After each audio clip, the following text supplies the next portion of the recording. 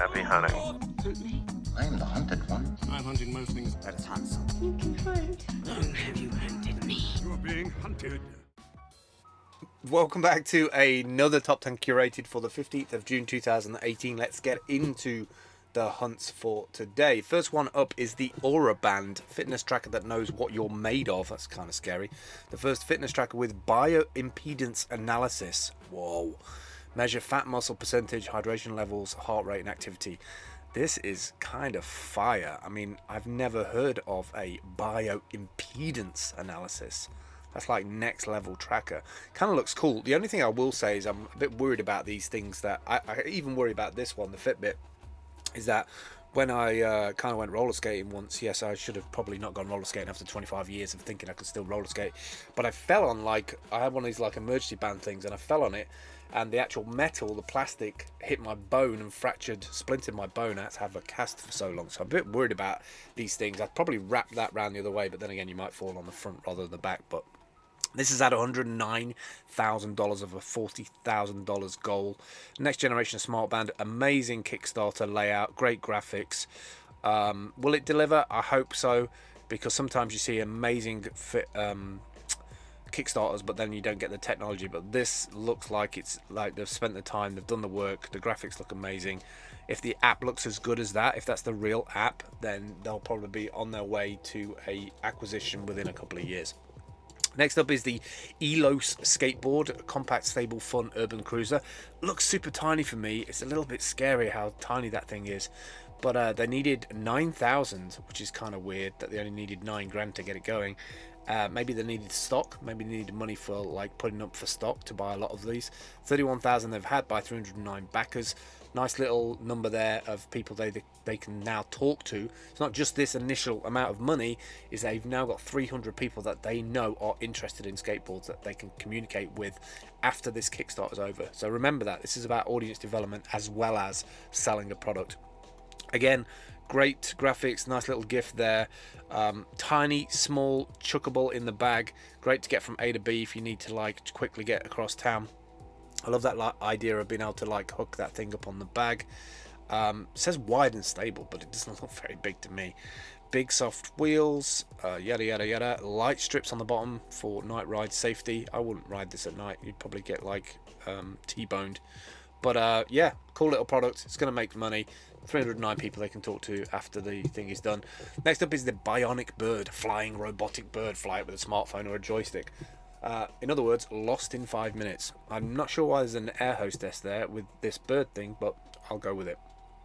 Bionic Bird from your smartphone, weighs less than 10 grams, 100-meter range.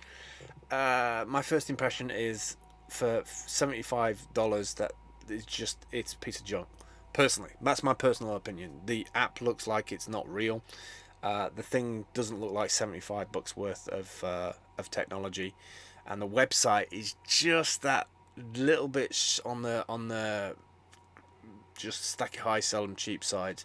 You can fly it for 8 minutes at 100 meters range. I'm not sure about that one. Next up is a finicasts, finicast.com, real world video tutorials and courses for modern designers. Now this is kind of interesting to me because there's loads of places out there, Udemy, Skillshare, but I'm always looking around for tutorials for, especially for video editing. I'm really interested in learning how to be a really good video editor in Premiere Pro and things like that. I would love to do motion, but I feel like my brain would explode. Illustrator, Lighthouse, Sync, create a music play, UI to design a travel landing page, exploring personas and affinity photo. Looks like they've got some good stuff over here. First time I've ever heard of it, but I do like the website. I do like the layout of the website. Next up is Hoversurfcom. Look at this bad boy thing. I'm just scared to death that you might accidentally snap the seat and fall into one of those blades. Those blades really need to be protected. It kind of gives me hives just thinking about it. Look at this camo stealth one. We're going to end up with real life Fortnite players, aren't we? We're going to have a big piece of land and everybody's going to drop in on a hover bike. Next up is Pendecks, the drive of your life, the Pendecks eDrive 500. So I think this is a retro kit to put onto an existing bike, I think. Retrofitting, yeah, there you go, with eDrive. So for cargo bikes, trekking, mountain bike, looks like it's the hub is in the actual pedals, which is kind of interesting to me. I'm not seeing one of those in pedals. I guess that's why it's called the Pendecks. Normally you see the power hub at the back.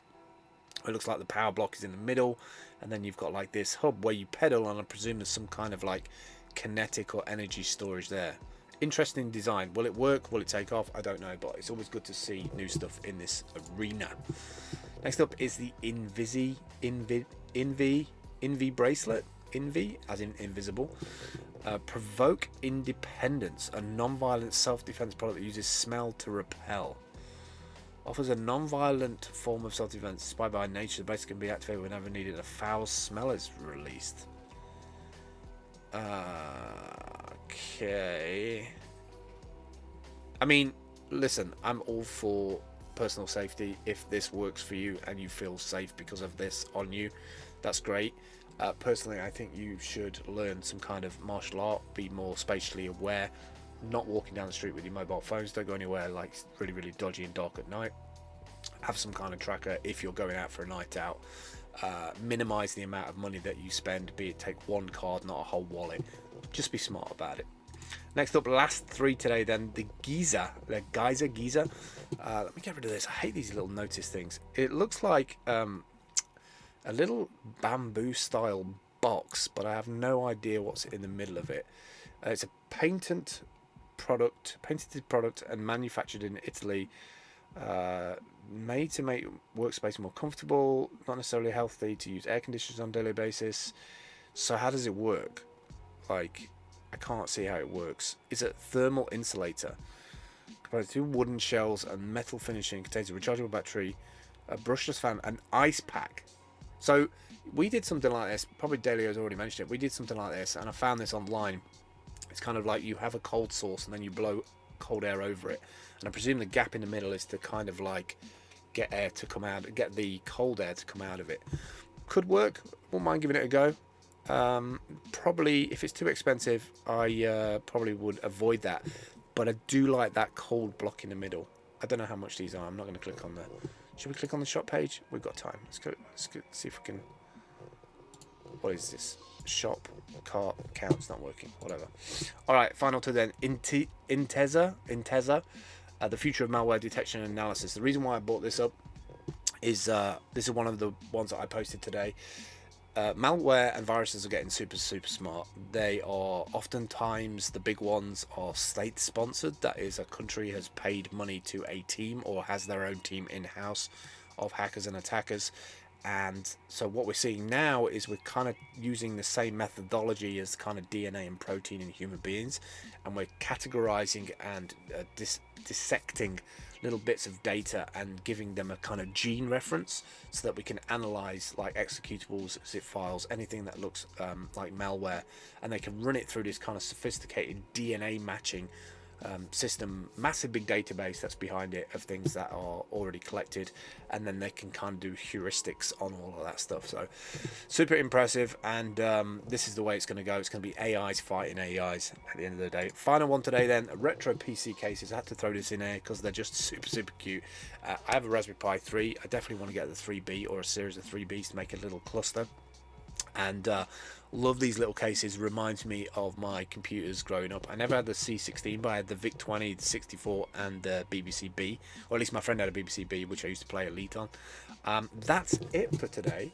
Got a busy day ahead. I've got some moderation to do. This is what the website looks like if you've never seen it before. This is steamhunt.com. Once you click any of those links on the right hand side, they appear on the left hand side. Hitting the white button takes you through to the hunt. To add your own hunt, just log in with your Steam account, fill out all the details, and then it posts to your blog and also on the Steam Hunt site. That's it for me today. I will catch up with you tomorrow. Thanks for watching. Bye.